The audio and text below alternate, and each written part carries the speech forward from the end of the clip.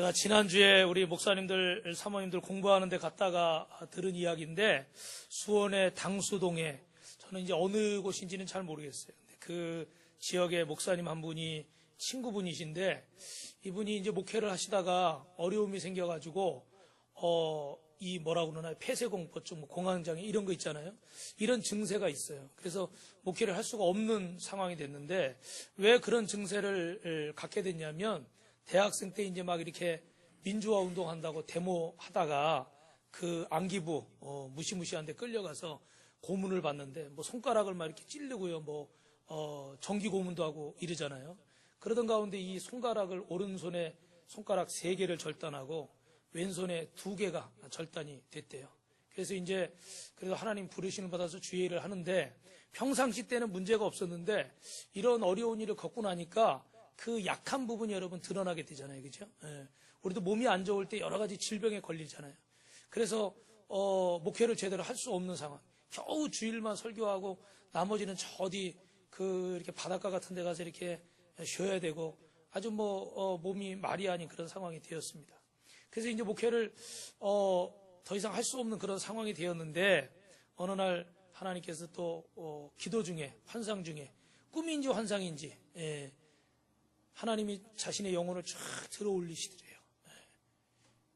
제 동생도, 저도 이렇게 서울대학병원에 이 췌장에 염증이 있어서 한 9일 열흘 동안 생으로 금식해야 되는 그런 때가 있었는데, 너무너무 괴롭고 힘드는데 자기도 정말 자기가 어느 순간에 자기 영혼이 이렇게 몸 밖에 나와서요, 침대에 누워있는, 병실에 누워있는 자기 모습이 보이더래요.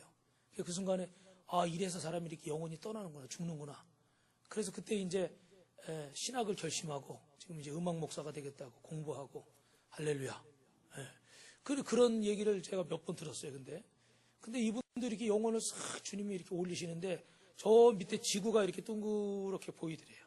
파란색, 초록색 막 이렇게 막 보이더래요. 근데 그때 음성이 들리더래요. 주님의 음성이, 내가 너와 함께 함이니라. 할렐루야. 근데요, 그 내가 너와 함께 함이니라 딱 한마디, 한 줄, 짧은 한 줄이잖아요. 그죠? 근데 그 음성을 듣는 순간 자기 육신의 병이 다 치료되는 것 같더래요. 마음의 두려움이 떠나가고, 상처가 치료되고, 걱정이 떠나가고. 할렐루야. 신기하죠? 그죠? 그냥 한마디인데 어떻게 그럴 수가 있을까? 근데요, 그러고 나서 이제 교회에 온 성도들 중에 아픈 성도들 있잖아요. 손을 얹고 기도하니까 어떻게 되겠어요? 병이 낫는 거예요. 신기하게도. 병이 낫기 시작하니까 소문이 나서 여러 사람들이 올 거 아니에요. 그죠? 그러다가 그 중에 은혜 받으신 분이, 병 고침 받고 은혜 받은 분이, 목사님 저기 땅이 있는데 건축하시죠. 할렐루야. 그래서 교회를 세웠대요. 왜 교회 세웠대는 아멘이 작아져요?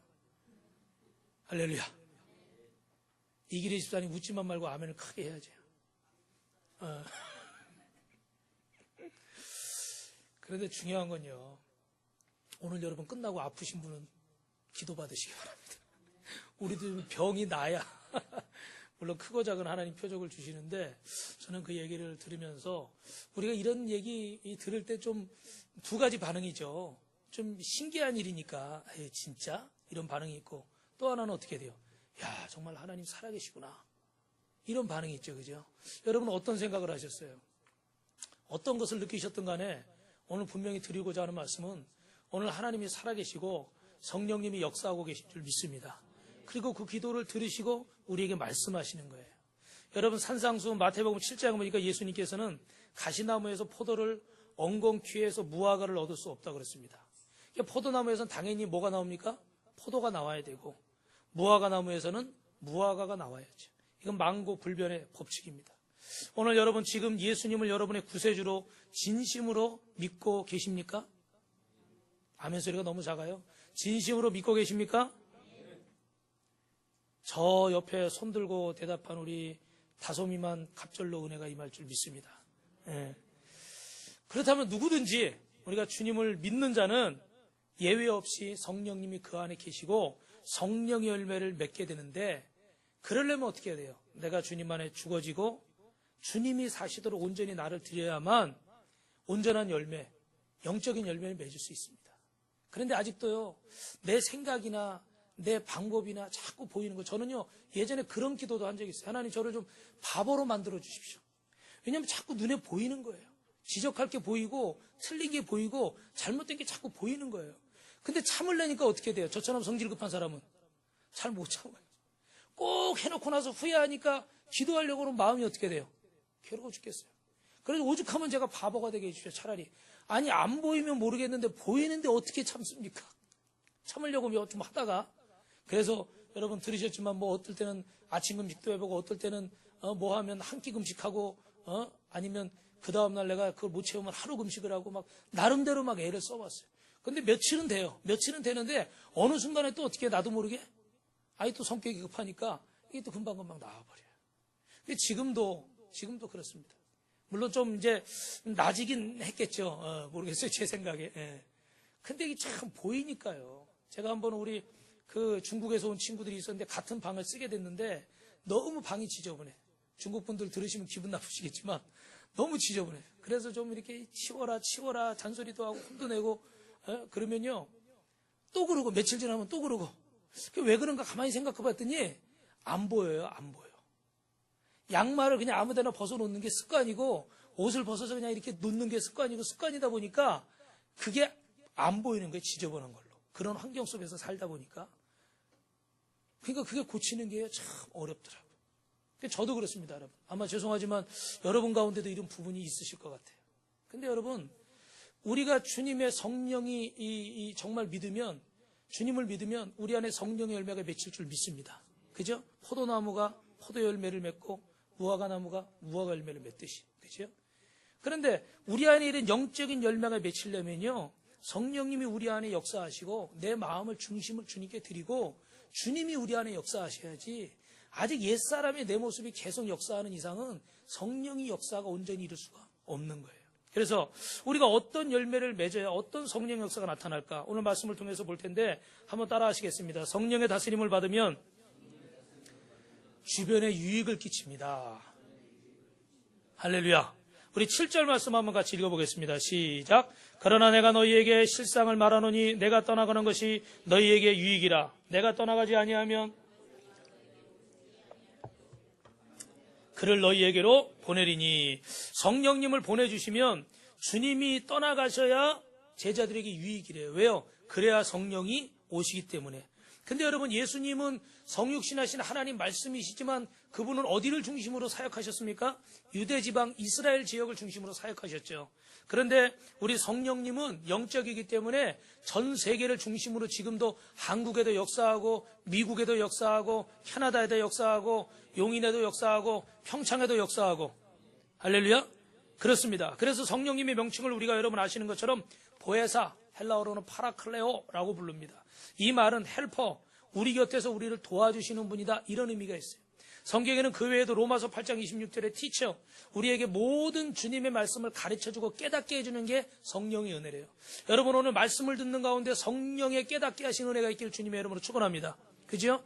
똑같은 말씀을 들어도 성령이 감동을 안 주시고 깨닫게 안 하시면요, 그냥 이야기일 뿐이에요. 조금 전에 이 황희승 씨의 영상을 보고도 성령이 은혜를 안 주시면 아이고 저런 사람이 있었나 보구나 그냥 끝나는 거예요. 그러나 성령이 우리에게 은혜를 주시면 야, 저런 사람도 변화되는구나. 성령의 불이 임하는구나. 할렐루야. 주여, 내게도 성령의 불을 주셔서 나를 새롭게 하여 주옵소서. 이런 기도가 나오게 되는 거죠. 사도행전 요한일서 2장 27절에 보니까 컴포터, 우리에게 모든 슬픔과 고통을 위로해 주시고, 사도행전 9장 31절에 애드버케이트, 그래서 우리를 대신해서 변호해 주시는 변호사가 되시기도 하고, 또 요한일서에는 카운셀러, 상담해 주시는 분, 우리에게 힘 주시는 분, 여러 가지 표현을 하고 있습니다. 중요한 것은 이 모든 게 성령이 우리 가운데 오셔서 우리에게 손해를 끼치십니까? 유익을 주십니까? 유익을 주시죠. 그죠? 그럼 우리는 당연히 성령님을 환영하고 성령님을 인정하고 성령님을 모셔드리고 성령님으로 충만하시기를 주님의 이름으로 축원합니다. 할렐루야. 그러니까 여러분, 우리 가운데 이 필요를 깨닫게 되면요, 구하게 되는 거예요. 구하면 어떻게 돼요? 얻게 되어 있습니다. 여러분, 예수님은 하나님과 동등된 높은 자리에 계신 분이지만 그러나 그 자리에 앉지 않으시고 그 높은 자리를 벗으시고 낮고 낮은 인생으로 오셨습니다. 왜 그렇게 하셨습니까? 바로 죄와 사망의 권세 아래 죽어볼 수밖에 없는 저와 여러분을 구원하시기 위해서 당신의 목숨을 버리시면서 십자가에 달려서 저와 여러분을 구원하신 줄 믿습니다. 주님의 이 모든 말씀과 행동이 우리에게 영혼 구원을 가져다 주고 우리에게 유익을 줬습니다. 그래서 고린도전서 12장 7절에도 각 사람에게 성령의 나타남을 주심은 유익하게 하려 합니다. 그래서 그 뒤에 오시는 보혜사 성령도 우리에게 유익을 주시고 우리에게 도움을 주시는 분이기 때문에 우리가 그 성령님을 환영하고 인정하고 우리 안에 모셔드리고 그분과 동행하고 그분의 인도를 따라가야 될 줄로 믿습니다. 그러면 우리도 어떻게 해요? 우리 삶의 주변에 유익을 끼치는 사람이 돼요.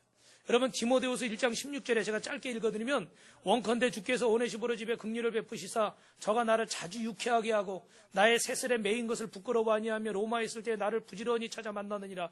또 저가 에베소에서 얼만큼 나를 섬긴 것을 내가 잘 아느니라. 오네시보로라는 사람의 이름의 뜻은요, 유익을 가져다 주는 자, 유익을 끼치는 자예요. 근데 이분이 어떤 분인지 우리가 보진 않았지만 이 바울의 짧은 글을 통해서 알고 있는 것은 이 사람은 참 긍휼이 많은 사람이에요. 다른 사람을 참 불쌍히 여기고 다른 사람을 도우려고 하는 사람이에요. 그래서 사도 바울도 도와주고 있는데 바울을 어떻게 도와줬느냐? 항상 바울을 즐겁게 했어요. 할렐루야. 옆에 분, 여러분하고 옆에 분하고 인사하십시오. 저 때문에 즐거우시길 바랍니다. 옆 사람 보시고 저 때문에 즐거우시길 바랍니다. 할렐루야. 저는 이명자 권사님을 보기만 해도 즐거워요. 네. 지난주에 안 오셔가지고 지금 서운해, 지금. 이따가 왜 안 왔어요? 그래 또 꼬집어야지, 이렇게. 근데 이렇게 사람이 사람을 보면요, 즐겁게 하는 사람 있잖아요. 그죠? 네. 여러분은 어떠십니까? 이 오네시보로라는 사람은 바울에게 기쁨을 줬어요. 근데 특별히 여기서 중요한 건 뭐냐면, 바울이 지금 어디 있다고 그래요? 사슬에 매었다고 그러잖아요. 그죠?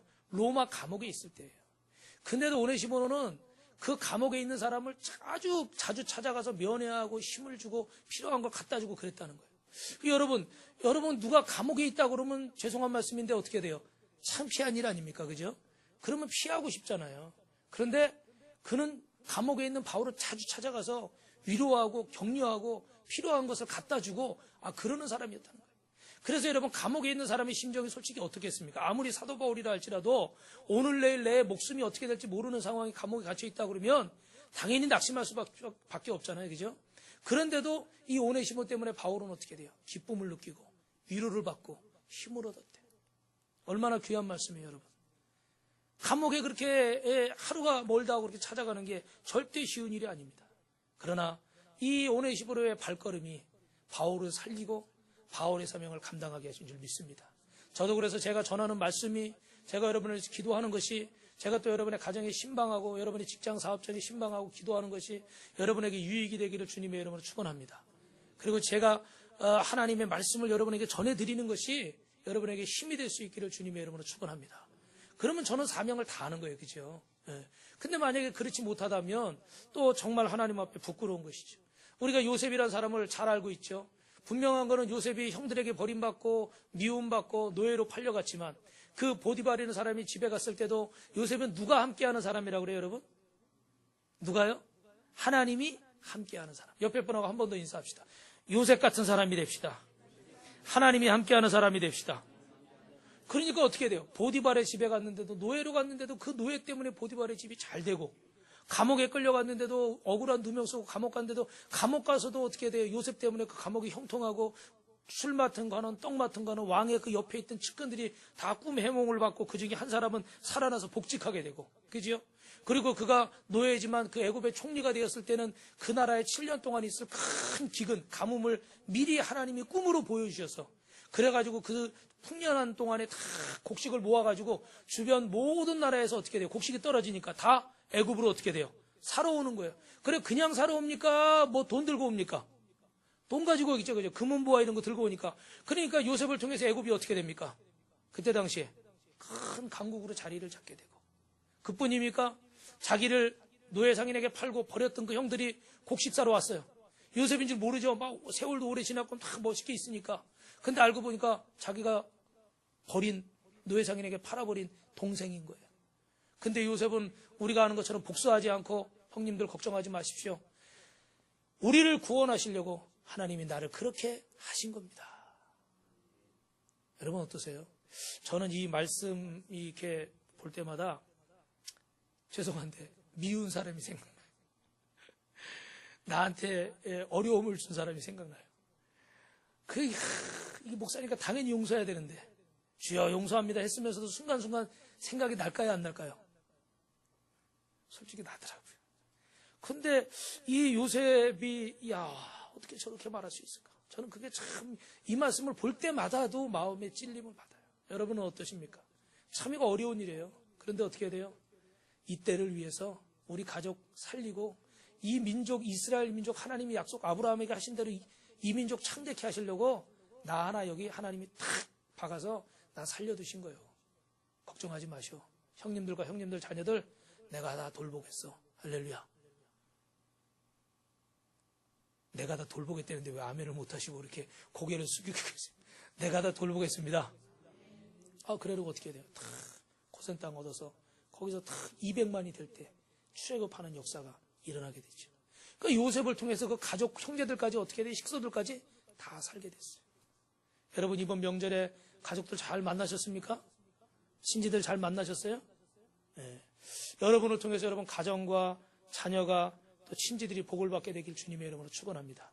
그리고 여러분 가정에 있던 우상과 탐심과 모든 가난과 질병과 저주가 예수 그리스도의 이름으로 여러분을 통해서 떠나갈 줄로 믿습니다. 주 예수를 믿으라 그리하면 노아의 집이 구원을 얻으리라 말씀하셨으니 이 말씀대로 여러분 이루어질 줄로 믿습니다.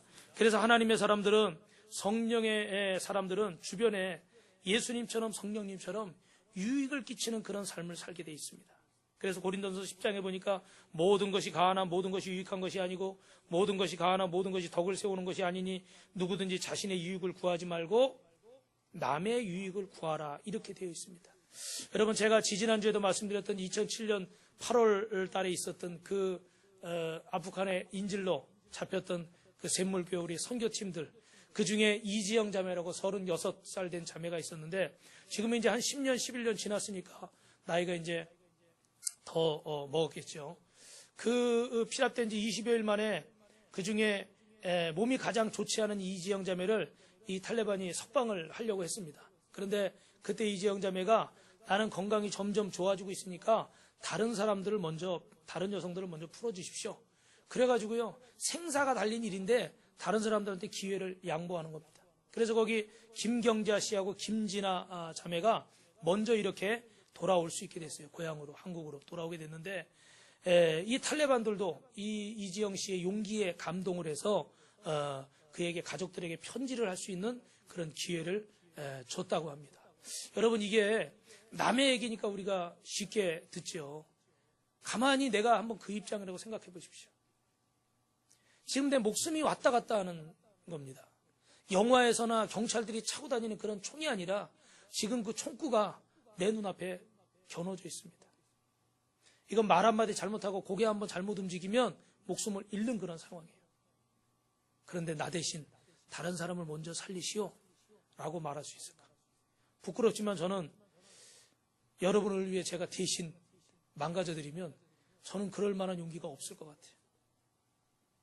그냥 좀 상처가 난다거나 뭐 조금 손해본다거나 아니면 순서가 조금 바뀌는 거 우리 식사할 때 보니까 우리 성도님들 막 서로 막 먼저 하시라고 양보하시더라고요. 아름답습니다. 근데 그 정도라면 양보할 수 있겠죠. 그죠? 근데 목숨이에요. 한 번 잃으면 다시는 찾을 수 없는 생명이라고요. 그런데 이걸 과연 양보할 수 있을까? 그런데 이분은 그걸 양보를 하더라고요. 사랑하는 성도 여러분, 이 말씀이 어디 저기 동화책에 나오는 그런 이야기가 아니라 오늘 성령이 함께 하시는 사람은 하나님의 뜻에 따라서 다른 영혼을 살리고 세우는 귀한 역사를 이루는 줄로 믿습니다. 우리 옆에 분하고 오늘 좀 졸고 계신 분들이 계셔가지고 조용조용하니까 소리를 좀 질러야 될 것 같은데 그래서 제가 인사를 시키는 거예요. 옆에 분 보시면서 저를 통해 유익을 얻으시길 바랍니다. 할렐루야. 두 번째로 따라하겠습니다. 성령의 다스림을 받으면 말씀으로 자기 혁신을 이루게 됩니다.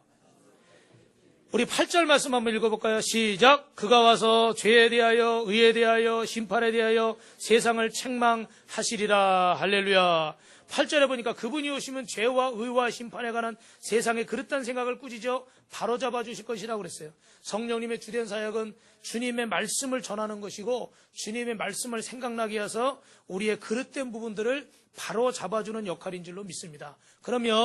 그럼 그릇된 걸 바로 잡아주려고 그러는데 어떤 것들을 잡아주는가? 오늘 여러분 첫 번째로는요, 삶의 모든 영역에서 주님을 부인하는 죄에 대해서 바로잡아 주십니다. 여러분, 죄라는 것은 한번 따라 하실까요? 하마르티아, 하말티아, 하마르티아 이렇게 얘기하는데 화살이 관역에서 벗어나는 걸 말하는 거예요. 쏠 때는 다 비슷하게 쏘지만 관역 정중앙에 이게 조정이 되지 않으면 어떻게 됩니까? 빗나가게 되죠. 그죠? 요번에 스키 하는데 보니까 스키하고 가다가 누워서 어떻게 돼요? 사격하는 그런 게 있더라고요. 예. 근데 아무리 빨리 스키를 타도요, 이 관역에 못 맞추면 시간이 늘어나더라고요. 그거 보니까. 그러면 아무리 빠르게 달려도요, 시간이 늘어나기 때문에 이거 1등을 할 수가 없는 거예요. 그러니까 정조준을 해서 정확히 맞춰야만 시간이 어떻게 줄어들고 1등 할 수 있는 가능성이 있어요. 오늘 여러분, 죄라는 것은 우리가 주님이 우리에게 주신 이 관역에서 벗어나게 하는 겁니다. 그러니까 우리가 아무리 힘쓰고 애쓰고 노력해도 이 죄가 있으면 어떻게 돼요? 정확히 관역에 맞출 수 없고 승리할 수가 없다는 얘기예요. 여러분 9절 말씀 한번 읽어보실까요? 시작. 죄에 대하여라 함은 뭐가 죄라고 그럽니까? 주님을 믿지 않는 것이 죄랍니다. 주님을 내 마음에 두지 않는 것이 죄래요. 그래서 성령께서 어떻게 해요? 너 그러면 안 된다. 물질이 내 주인이 되려고 하고 내 생각이 내 주인이 되려고 하고 내 지식이나 내 경험이나 내 방법이 내 주인이 되려고 할 때, 어떤 세상의 사람이나 세상 것들이 쾌락이 내 주인이 되려고 할 때 성령께서 말씀을 통해서 여러분 지금 말씀하시듯이 나에게 말씀하시는 겁니다. 그런데 그게 때로는 강하게 얘기하면 뭐와 같이 들립니까? 책망으로 들리죠. 그러나 여러분, 성령의 책망은 누구의 음성입니까? 주님의 음성입니다. 할렐루야. 우리가 제일 약한 부분이죠. 그죠? 저도 잘했어요 이래야 좋아하지, 뭐가 어떻고 이렇게 얘기하면요 좀 서운합니다. 아마 여러분도 마찬가지일 거예요. 지난주에도 똑같은 말씀 드렸지만 우리 예배 시간에는 움직이지 마시기 바랍니다. 예배 시간에 하나님 앞에 예배를 올려드리는 거예요. 거룩한 산제사로. 여러분이 앉아서 그냥 좋은 얘기 듣고 감동적인 얘기 듣는 거는 예배가 아니에요. 그거는 설교를 듣는 거지, 그거는 예배를 드리는 게 아니에요. 예배는 하나님 앞에 드리는 겁니다. 구약시대 거룩한 산제사로 드리는 거예요. 찬양이 시작되면 여러분 정말 중요한 일 아니시면 움직이시면 안 돼요. 할렐루야. 네. 그 예배는 왔다 갔다 하면서 영화 구경하듯이 보다가 화장실 갔다가 보다가 팝콘 먹다 그러는 게 예배가 아니에요. 예배는 나를 드리는 거예요. 내 생명과 내 모든 걸 드리는 거예요. 할렐루야. 그래서 사실은 예배 시간에 늦게 오는 것도 제가 새 가족들이 있어서 뭐라고 안 하지만 사실은 그렇게 드리면 안 돼요. 그죠? 미리 와서 기도하고 복장도 어떻게 돼요? 제일 멋있는 걸로. 할렐루야. 그래서 저는 주일날 제일 멋있는. 그렇다고 오늘 편안하게 입고 오셨다고 나들으거나 이렇게 생각하지 마시고 예배에 대해서 지금 오늘 보니까 움직이는 사람들이 있어요. 제가 말씀드리는 거예요. 그래서 하나님 앞에 여러분 이런 것도 여러분 이렇게 얘기하면 뭘처럼 들려요? 책망처럼 들리시죠. 그죠? 예. 그 책망은 좋진 않아요. 그러나 그것이 주님의 음성이라고 내가 믿는다면 그 말씀에 순종하게 되고, 그럼 결국 그걸 통해서 어떻게 돼요? 나에게 하나님의 더 큰 은혜와 복이 임하는 줄로 믿습니다. 우리 오늘 마지막으로 한 번만 더 인사합시다. 책망도 복입니다. 두 번째로는요, 성령님의 온전히 순종하지 못하는 것을 책망하십니다. 우리 10절 읽어볼까요? 시작. 의에 대하여라 함은 내가 아버지께로 가니 너희가 다시 나를 보지 못함이라. 의는 옳은 것이에요. 옳다고 하는 것, 철저하게 하나님의 뜻에 순종하는 것입니다. 그래서 정말로 주님의 말씀이라면 그 말씀을 믿고 따르는 자에게 하나님의 복이 임하고 성령이 역사하실 줄로 믿습니다. 세 번째로는요, 우리 11절 말씀 읽어볼까요? 시작. 심판에 대하여라 함은 이 세상 임금이 심판을 받았습니다. 세상 임금은 마귀와 세상 권력자의 이 만들어 놓은 육적인 가치관을 뜻하는데, 이 사단은 우리가 육적인 가치관을 쫓아가게 만들고 하나님의 성령은 어떻게 돼요? 세상의 가치관이 아니라 주님이 우리에게 주신 것을 쫓아가게 해야겠죠. 그래서 요한복음 5장 24절에 내가 진실로 진실로 너희에게 이르노니 내 말을 듣고 나 보내신 이를 믿는 자는 영생을 얻었고 심판에 이르지 아니하나니 사망에서 생명으로 옮겼느니라. 할렐루야. 그래서 우리에게 여러분 이 상급을 받아야 되는데 사단은 우리가 세상적인 가치관에 끌려가서 하나님이 우리에게 주신 상급을 받지 못하도록 자꾸 어떻게 돼요? 우리를 미혹한다는 거예요. 그러니까 우리는 이 사단의 세상적인 물질에 대한 가치관, 이게 그 직업에 대한 가치관, 결혼이나 배우자에 대한 가치관, 어떤 성공에 대한 가치관, 저도 아직 세상의 그 성공에 대한 가치관이 아직 바뀌지 않은 것 같아요. 예. 자꾸 큰 것만 생각하고 그러는데 이것들이 성령의 인도함에 따라서 이 가치관이 변해야 됩니다. 그래야 우리가 주님의 인도를 따르고 하나님이 주시는 상급을 받을 수가 있어요. 이 가치관이 변하지 않으면 물질 쫓아가고 사람 쫓아가고 세상 성공, 세상 쾌락 쫓아가다 보면 결국 그 안에 어떻게 돼요? 성령의 인도를 받지 못하기 때문에 결국 낙심하고 실패하는 인생이 될 수밖에 없어요. 이게 여러분 세상에 하나님 안 믿는 사람에 관한 이야기가 아니라 오늘 죄송하지만 이 자리에 앉아 계신 저와 여러분에 관한 얘기입니다. 내가 생각하는 성공은 무엇인가? 예수 믿어서 내가 원하는 생각은 성공은 무엇인가? 내가 원하는 대로 되지 않으니까 어떻게 감사가 없고 찬송이 없고 기쁨이 없어요. 근데 지금도 하나님은 내게 꼭 필요한 것들을 주시는 줄로 믿으시면 아멘 하시기 바랍니다. 할렐루야. 그러면 지금 이 순간에 감사해야 되거든요. 지금 이 순간에 순종하고 지금 이 순간에 성령의 음성을 따라야 돼요. 그런데 우리는 저부터 시작해서요. 내가 생각하는 그것만을 쫓아가요. 그러다 보니까 어떻게 돼요? 성령의 음성을 따르지 못해요. 결국 그런 사람은 상급을 받지 못합니다. 그러기 위해서 우리 안에 뭐가 일어나야 되느냐? 자기 혁신이 일어나야 돼요. 자꾸 나를 어떻게 해요? 새롭게 하는 게. 여러분, IBM 여러분 대형 그 컴퓨터 있죠. 그 수석 전무였던 김형회 씨라는 분이 어제는 기적, 오늘은 상식 이런 책을 썼어요. 거기 있는 내용을 제가 짧게 말씀드리면 이런 얘기가 있어요. 1768년에 설립된 브레타니카 백과사전. 대단하죠, 그죠? 200년, 이제 300년 되는 그런 사전인데 이 회사가 1999년에 헐값에 다른 데 팔렸습니다. 전 세계에서 가장 좋은 백과사전인데 이 회사가 팔려버렸어요. 왜 그랬을까요? 뭐 때문에 그랬을까요? CD 백과사전. 예. 이 백과사전 옛날에 이렇게 이거 사오는 게 일이었잖아요. 그죠? 집안에 이런 거 하나 다 가지고 있으면 좋았잖아요. 근데 이제는 어떻게 돼요? 이게 CD 한 장, 두 장이면 그 안에 어떻게 다 들어가 버리는 거예요. 근데 이 회사에서 빨리 이거를 좀 시대의 흐름을 읽었어야 되니 어떻게 돼요? 그냥 애들 장난감 정도로 CD를 생각한 거죠. 근데 지금은 어떻게 돼요? 이게 그냥 아주 보편화되어 버렸잖아요. 지금 뭐 더 그거보다 더 용량이 많은 그런 것들이 있죠. 그죠? 반대로 예전에 그 핸드폰의 대명사인 노키아라는 회사는 1980년대 TV나 소형 그 컴퓨터 같은 거 만들어서 아주 그 돈을 많이 벌던 그런 회사인데 또 이게 갑자기 이 사장도 자살하게 되고 1992년에 회사가 문 닫을 지경에 오게 됐어요. 그때 요르마 올릴라라는 사람이 새로운 사장으로 CEO로 세워졌는데 그 사장이 21세기를 선도할 사업은 통신사업이다. 그래가지고 이 핸드폰에 손을 대면서 그때 당시는 뭐 모토로라 이런 게 아주 그 유명한 여러분 옛날에 전화기 보셨죠? 그 차에 가지고 다니는 이만한 무전기만한 전화기. 그런 거 유행할 때 그거를 소형화 시켜가지고 검은색이 아니라 색깔도 어떻게 돼요? 다양하게 해서 그래가지고요 유럽에서 어떻게 돼요? 1위 하는 회사가 됐어요. 근데 또 결과적으로 보면 이 노키아라는 회사는 여러분이 상식적으로 아시겠지만 스마트폰이 몇 년 전에 나오는데 그거를 우습게 생각하다 어떻게 지금 회사가 또 딴 데 마이크로소프트인가요? 어디 또 팔렸더라고요. 그러니까 여러분 이 세상의 것들을 봐도 하나님 말씀을 봐도 날마다 우리가 새롭게 되는 사람, 성령으로 새롭게 되는 사람은 사는 줄로 믿습니다. 그런데 저부터도요, 저도 그런 게 있어요. 자꾸 옛것에 매어서 그거를 이제 저부터도 옛날에 했던 거, 옛날에 이랬던 경험했던 이런 것들을 물론 그것들이 토대가 돼서 앞에 이루어지는 건 맞습니다. 그런데 너무 우리가 그것만 생각하고 이 변화가 일어나질 않으니까 결국은 도태돼 버리고 결국은 어떻게 돼요? 이 쇠락의 길을 걷게 된다는 거죠. 여러분 성령의 역사는요 날마다 우리를 깨닫게 하고 새롭게 하는 줄로 믿습니다. 그래서 오늘도 이 말씀을 들으시면서 여러분 마음이 새로워지고 새로운 생각을 가지고 새롭게 도전하시길 주님의 이름으로 축원합니다. 그리고 제가 이 말씀을 드리면서 자꾸 제가 그렇다라는 말씀을 드리는 건 뭐냐면 여러분들이 이걸 책망으로 듣지 않고 이게 사실이구나. 이게 우리 모두에게 똑같은 일들이구나.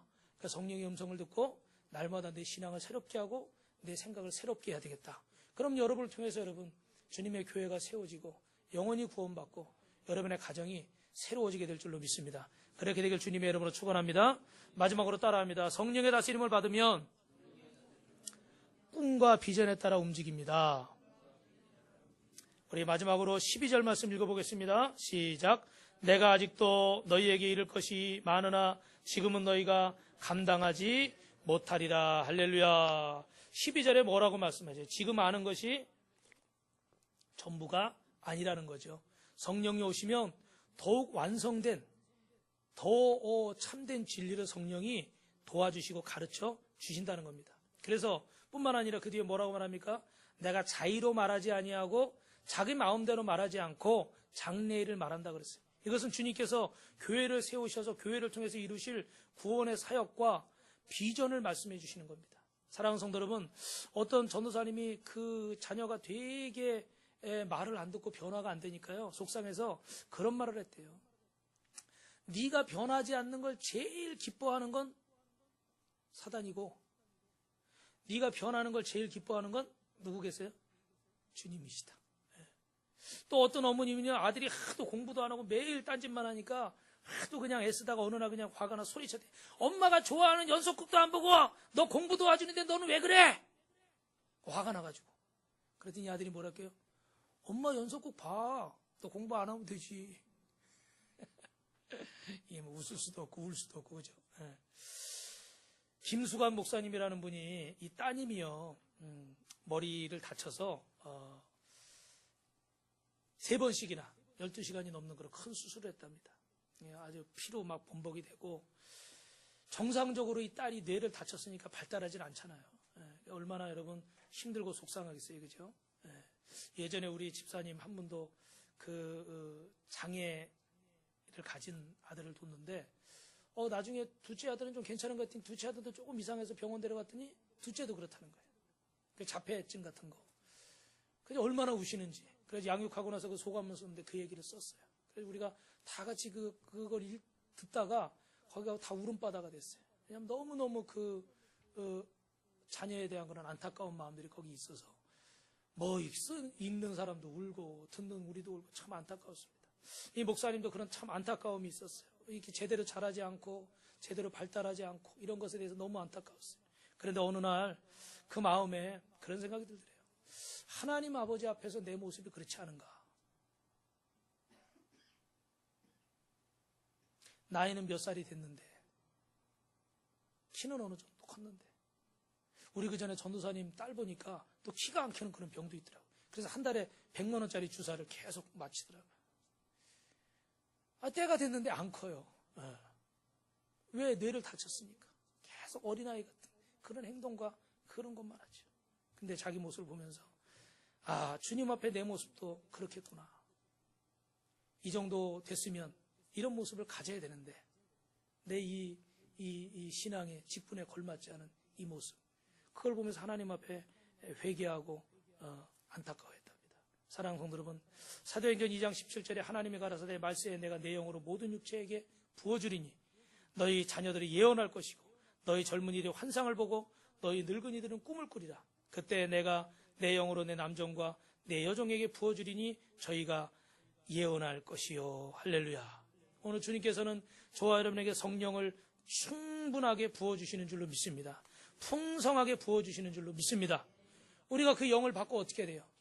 예언하고 환상을 보고 하나님의 역사를 체험하는 그런 성령이 충만한 삶이 돼야 되고 변화의 삶이 돼야 될 줄로 믿습니다. 여러분, 성령의 사람, 승리의 사람은요, 아무리 희망이 사라져도 주님의 말씀을 붙잡는 거예요.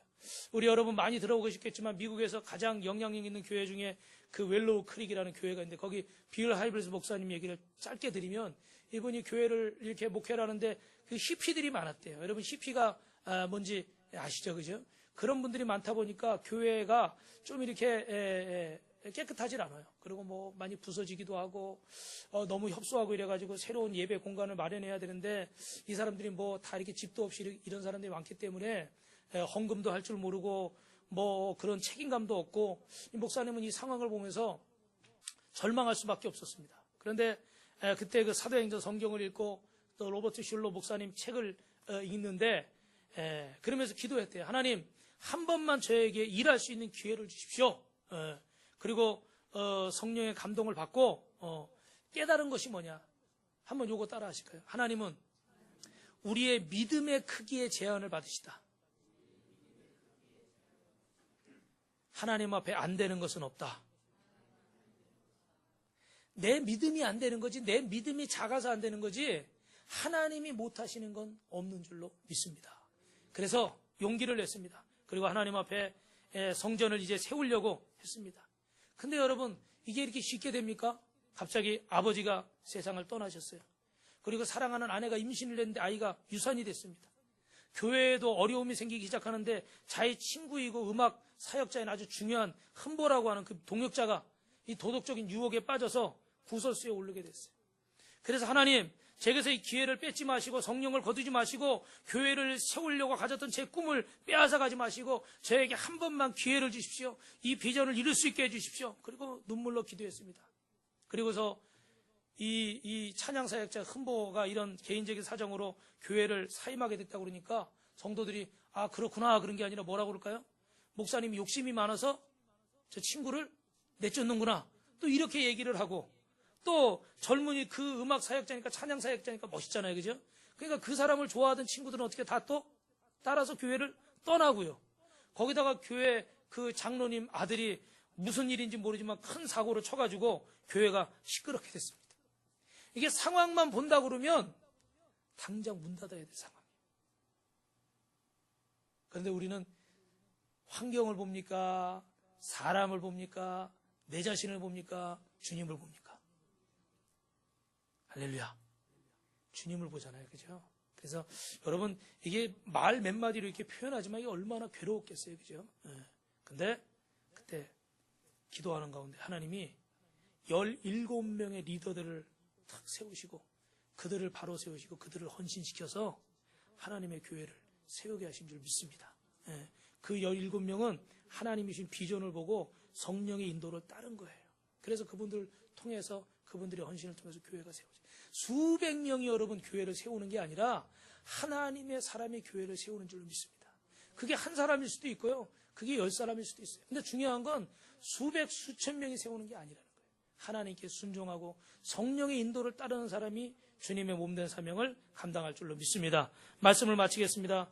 어느 대학 그 취업 보도실에 보면 이런 글이 적혀 있대요. 실패자가 되는 10가지 지름길.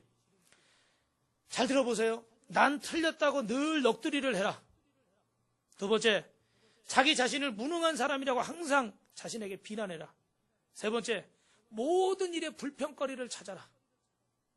네 번째, 날마다 없는 것과 부족한 것만을 찾아라. 다섯 번째, 자신이나 다른 사람의 단점을 부지런히 살펴라. 여섯 번째, 조금만 어렵거나 힘들면 빨리 포기해라.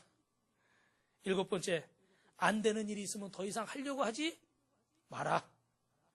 여덟 번째, 쉽게 포기해버리고 적당히 변명해라. 아홉 번째, 얼굴은 항상 용기 없고 아주 낙심된 표정을 가지고 살아라. 열 번째, 한 번 실패하면 이젠 끝이다 라고 생각하라. 여러분, 이런 생각은 성령의 생각이 아닌 줄로 믿습니다. 성령님은 저와 여러분이 주님의 음성을 듣고 그것이 책망이라 할지라도 그 음성을 듣고 아멘으로 듣고 나는 할 수 있습니다. 할렐루야. 아멘. 이렇게 하는 사람을 원하시는 줄 믿습니다. 제가 여러분 5가지만 제가 선창할 테니까요. 여러분은 그 뒤에 나는 할 수 있습니다 라고 한번 따라해 주시기 바랍니다. 시련이 있어도 넘어지지 않고 다시 일어날 수 있습니까? 좋습니다. 고난의 벽에 부딪혀도 포기하지 않으실 수 있습니까? 환경이 열악해도 교회를 세울 수 있습니까? 돕는 사람이 없어도 하나님 한 분만 의지하며 살 수 있습니까? 왜 점점 작아져요? 실패하고 넘어져도 자리에서 다시 일어날 수 있습니까? 이 얘기를 할까 말까 제가 고민을 했는데 적절한 얘기 같지는 않지만 공산주의자 모택동은요. 공산주의자는 꿈을 꿔도 공산주의 꿈을 꿔야 된다. 그런 말을 했대요. 옛날에 저 코카콜라 사장은 자기 몸속에 뭐가 흐른다고 그래요? 콜라가 흐른다고 그랬잖아요. 그죠? 말이 안 되는 소리지만. 근데 이게 공통점은 있어요. 그게 뭐예요? 우리가 하나님의 사람이면 우리 안에 누구로 채워줘야 돼요? 주님으로 채워지고 성령님으로 채워지면 말할 때도 어떻게 돼요? 다른 사람을 세우고 유익을 주는 말을 하게 되고. 할렐루야. 여러분의 삶이 정말 하나님을 기쁘시게 하는 역사가 이루어질 줄로 믿습니다. 오늘 여러분을 통해서 마지막으로 축복합니다. 여러분의 가정이 천국 같은 가정이 되고 주님의 몸된 교회가 세워지고 손들 때까지 이루고 있을 거예요. 영원히 구원받고 이 나라 이 민족이 남북이 복음으로 통일돼서 기독교 국가 될 줄 믿습니다. 그렇게 되길 주님의 이름으로 축원합니다. 축원합니다.